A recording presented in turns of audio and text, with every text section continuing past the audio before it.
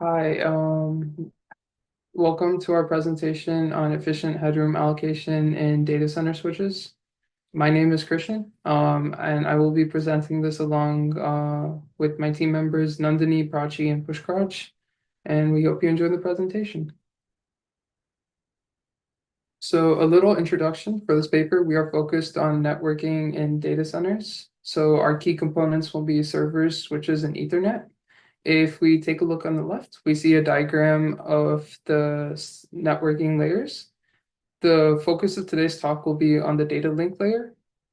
And in this environment, there are two sources of bottlenecks. One are the transmission speeds between packets over Ethernet lines, and the other are the memory buffers of the Ethernet switches themselves. Today, we'll be focusing on memory buffers. So an Ethernet switch has a memory buffer, which essentially serves as a temporary storage. So whenever an incoming message is received, it is stored on the memory buffer, and then it until an outgoing message can be forwarded to its respective destination, at which point the memory buffer can be cleared or overwritten. But the issue arises when the memory buffers are full. We either have to drop incoming traffic or overwrite existing traffic. Either way, this leads to information loss, which is non-ideal for a lossless transmission scenario. So part two of the introduction is let's talk about a higher level representation of an Ethernet switch and look at its components. Now, as we stated before, a networking device that connects multiple, an Ethernet switch is a networking device that connects multiple devices in a local area network. This could be, in the data center example, this would involve connecting different servers and switches together. But another example could be just in a home scenario, you connect your PC and your laptops and any other smart devices over and all connect to the same Ethernet switch. And the Ethernet switch controls communication between those devices. Now, a switch does have multiple ports. If we take a look at the diagram on the left, we can see port zero. We see within port zero, there are eight individual queues, which are all separated. Each queue represents a different priority class. So Q0 represents the highest priority, which means real-time communication, like online, which can be used for like video streaming and online multiplayer games. And Q7 is more general traffic, or maybe some background updates that will happen at a later point in time. Now, if we take a look at port one, we see a memory overview of a port where each individual queue has its own private buffer where it stores traffic incoming to that queue.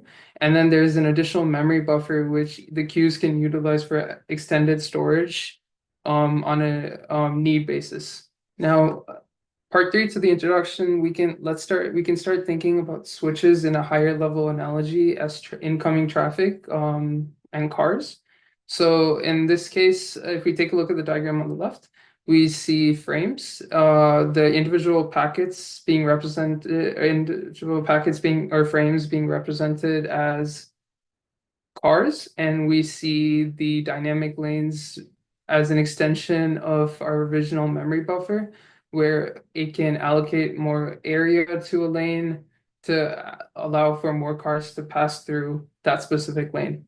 Another aspect of this is priority-based flow control, which prevents overflowing at the Ethernet switches. Now, if we take a look at the diagram on the left, we see traffic congestion on lane 0. So we trigger a red light or a pause frame for L0 that's sent upstream. And now any incoming cars while the signal is changing from green to red are stored in the headroom. And now once the red light takes an effect, there's no incoming traffic. So it gives the downstream port time to alleviate its pressure by cars passing through. And then once this congestion relieves, we send a green light or resume frame upstream for L0 and the traffic continues normally. A more formal definition for headroom is it's the extra space for cars crossing when the sign is yellow. And a key feature of priority-based flow control is to ensure no cars are stuck between lights, and it's a lossless transmission. Now, currently, we are implementing static independent headroom allocation, which means all lanes are congested and incoming traffic is maximum for all lanes. This assumption is unnecessary for most practical situations. As we can see from the diagram on the left, we have a large percentage of unused memory blocks, over 90%, and this could be used for regular traffic storage instead of only for network bursts. So more headroom, we can conclude that more headroom leads to reduced traffic storage.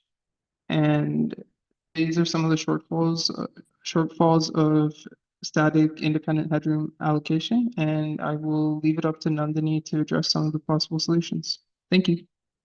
In the previous slide, we discussed how SIH makes certain assumptions in order to calculate the headroom buffer slide. Based on these assumptions, we can make certain observations that allow us to further improve upon SIH's design. Now let's continue on with the previous analogy that we discussed in this presentation, where we have two lanes of traffic heading towards one port in one direction, and we have two lanes with traffic in two other queues heading in the opposite direction, i.e. towards another port. And then the other addition that we're going to make is we have these white lines demarcating headroom buffer space. So we have this one lane allocated towards traffic in one direction and this other lane for traffic headed in the other direction. Now, what are our observations? Well, one, we can observe that not all queues are always congested. This is seen with the amount of spacing that, for example, is available between the blue cars. We can also observe that the upstream device is not sending data at line rate all the time. So let's say that we have a city at the end of these ports that can serve as our upstream device. And let's say that our upstream device can send 5 cars at any given point in time. We can see that on the blue side, there are only 3 cars that are in flight, not the total number of 5 cars that the upstream device can potentially send. Thirdly, we can also observe that all the ingress queues share this same upstream link. So again, for example, if the upstream device were to dispatch 5 cars, it is not the case that all of these 5 cars will go to the same queue. They will be split between the 2 queues. Now, based on these observations, we can immediately think of certain improvements that we can make to SIH's design, which serves as the insight for DSH's design. Now, if we were to talk about these changes intuitively, we can see that, for example, since the yellow side of the traffic is more congested than the blue side, we don't need both of the lanes in the headroom buffer to be allocated to separate traffic. More buffer space is needed for the yellow traffic. So we can dynamically flip the other lane to serve as headroom buffer space for our yellow traffic. Another improvement we can see is that instead of allocating 2 static lanes for headroom buffer space, we can shrink the buffer space to only be 1 lane. Doing that allows us to actually free up more space in the buffer that allows normal traffic to go towards the port, which we can see. Once we shrink the headroom space to 1 lane, we can free up 1 more lane in our yellow traffic, allowing 3 lanes of data going into the same port instead of the previous 2 that we had. In practical sense, the way DSH implements these improvements is by 1, allocating headroom only when congestion occurs, 2, sharing the buffer amongst the ingress queues instead of having separate buffer space allocated for each separate queue. Thirdly, we can reserve extra headroom space, and this is known as the insurance headroom space, which acts as a backup plan to allow to prevent losing any traffic while DSH figures out if congestion is happening. If congestion is happening, how much space do we need to allocate? So while DSH does the dynamic calculations to figure out headroom buffer space, we can have a static smaller amount of insurance headroom allocated to capture any packets and preventing packet loss. The fourth thing that DSH implements is port-wise flow control alongside queue-wise flow control.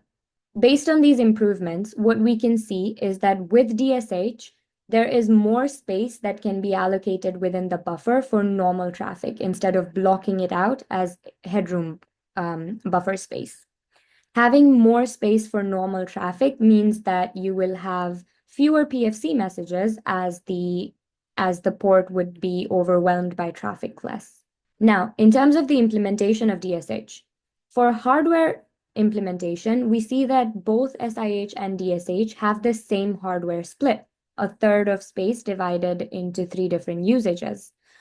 In SIH, where we have the headroom allocation per queue in the first third, in DSH, we instead save that space for insurance headroom, and we do it on a per port basis instead of a per queue basis, allowing for port-wise flow control.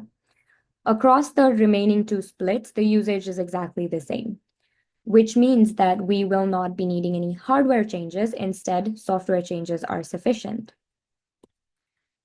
Let's look a bit deeper into the software changes that are required. DSH introduces an additional check by splitting flow control into both port-level flow control as well as queue-level flow control. This means that hosts on both ends will need to be able to handle PFC messages in both flow control splits.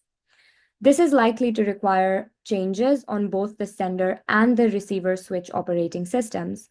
As with all software changes, this has the potential for leading to adoption, implementation, and deployment delays.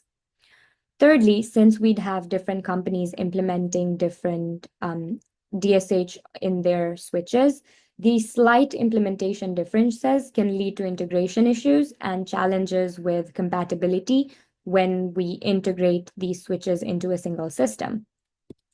Now, how can we address these implementation concerns?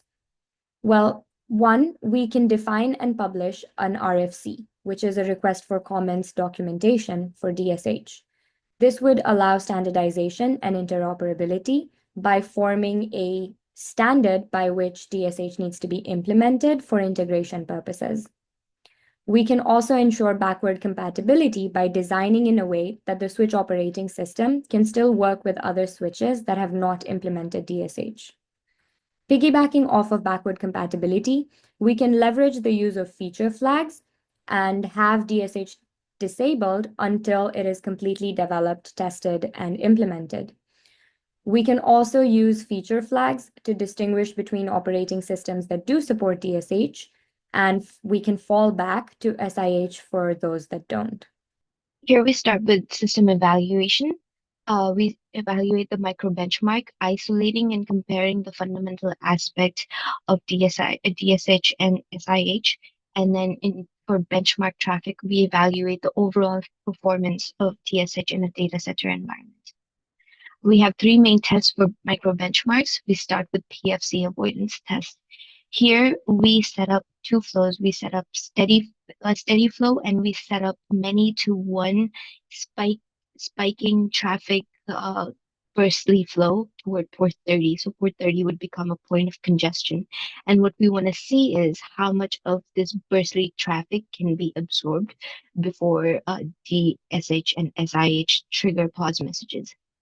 We observe that in case of DSH, it is able to absorb 40% of the burst size before triggering pause, whereas SIH does not have good dynamic headroom allocation, because of which less than 10% of the burst size triggers those PFC messages, pausing the entire traffic.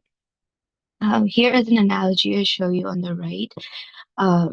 Imagine these lanes are dynamically allocated. So when the traffic on the left lanes increase, more space is allocated for the traffic to be diverted into these right headroom area where the traffic can keep flowing so that traffic doesn't stop. Whereas in SIH, each lane would have its own emergency area. So the traffic would just stop and there would be no headroom allocated dynamically. For deadlock avoidance, we set up a circular dependency of flows between these different switches. And we want to see if DSH or SIH can avoid deadlocks in this case. So what we do is we set up flows between L0 and L3 and from and between L1 and L2. And we fail two of the links from S0 to L3 and S1 to L0. So there's a circular dependency among four switches. And in case of SIH, we observed that as the traffic grows, PFC messages are sent by different switches, and they start to wait on each other to release that weight. And basically, there is traffic congestion, and ultimately, there's a deadlock 100% of the time. Whereas in case of PFs, in DSH, the extra headroom that is dynamically allocated helps avoid deadlocks with different congestion control algorithms. And here we see in case of SIH how if there's no wiggle room for the traffic to move, there'll be a circular wait and they'll get so congested that the packets will, and here in this case, the cars will not be able to move and there'll be a circular dependency and ultimately a deadlock. But in DSH, there would be extra headroom that would be allocated dynamically to get these cars to start moving, preventing a deadlock. In case of collateral damage avoidance test, we set up two flows. F0 is a steady flow, whereas in case of F1, we add from SH2 to H25, we add firstly like spiking traffic to cause a congesting flow. And we want to see that S1 becomes the point of congestion, but we want to see that is F0 the innocent flow, that non-congesting flow, if it's impacted because of F1. And in case of SIH, the PFC pauses are triggered because of which there is collateral damage. F0's flow is impacted, but in case of DSH, F0 is not impacted because PFCs are avoided because there is dynamic headroom allocation. In this case, we see in lane 1, here we can see a depiction of SIH where lane 1 is getting congested, but it cannot use the headroom of lane 1 and lane 2, even though they have more space. So it causes the red lights to be triggered, because of which all of the lanes stop moving and everything comes to a halt. But in case of DSH, there would be extra headroom that would be able to be used by all of the lanes so that there would be no stoppage. And lastly, we have benchmark traffic to evaluate the performance of DSH in data center network. We set up a fan-in flow with spiking, like heavy traffic at times and light traffic at other times. And then we have background flow that does not have any spikes in it. And we observed that in case of DSH, the flow completion time can be reduced by up to 58% in case of spiking traffic, but in case of regular traffic flow, the flow completion time can be reduced by up to 31%.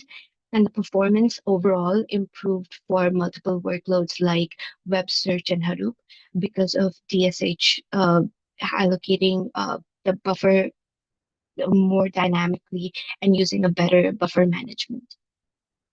So welcome to the last section of this presentation. This is a section for bonus questions, and we have 3 of them.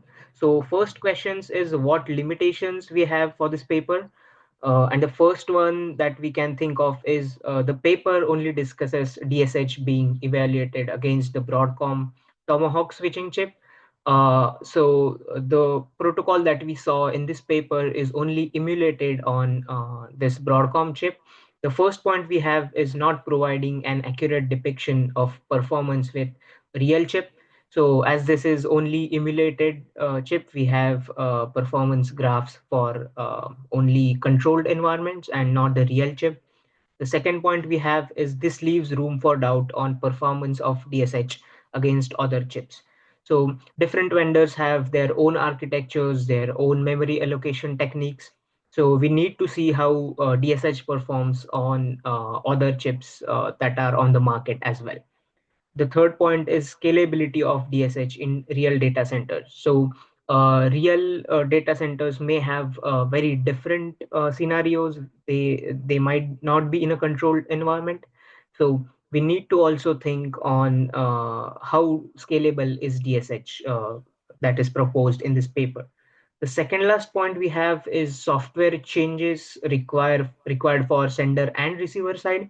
So as we saw in the protocol, most of the changes are there in headroom allocation for receiver.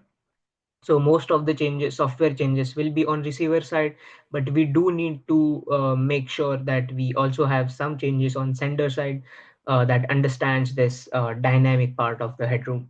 The last point is, if link speed is too high, unnecessarily high headroom can be allocated.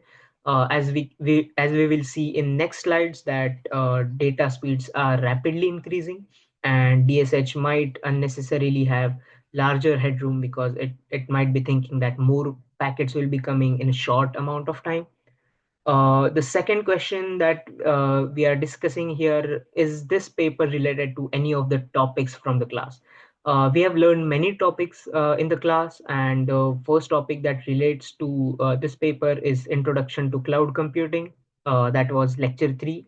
So we saw that bandwidth is increasing faster than the compute and storage speed. This graph right here shows how the Ethernet speeds have been increasing throughout the years. Currently in 2025, we have data speeds in few hundreds of megabytes. In future, they will go to tens of gigabytes and hundreds of gigabytes. So that is increasing. The second topic we have is mutual exclusion. That was lecture 7, and we saw with real life example of vehicles how deadlocks work. The third point we have here is internet. So this is discussed in lecture 2, where we learned about Ethernet switches, higher transmission speeds, and how memory is not growing according to the increasing speeds of Ethernet. The very last slide we have is what things are there which are beyond the scope of this paper. So technique proposed in the paper is only emulated on Broadcom chip. So we need to in future check how this protocol works with real life situations. The second point is, we can test performance of what kind of traffic and switches support DSH most. This includes text, images, videos, and live streaming data. The third point is incorporating real-time detection for packet priority in live streaming. So we need to also check, will it consider priority of the data as well? Will it allot more room for high priority data? And the very last point is applying to industrial or critical systems for practical validation. So this is in future scope that we will check DSH and how it performs in real life situations. All right, so this was our presentation for efficient headroom allocation in Ethernet switches in data centers. I hope you liked it, and thank you so much for watching.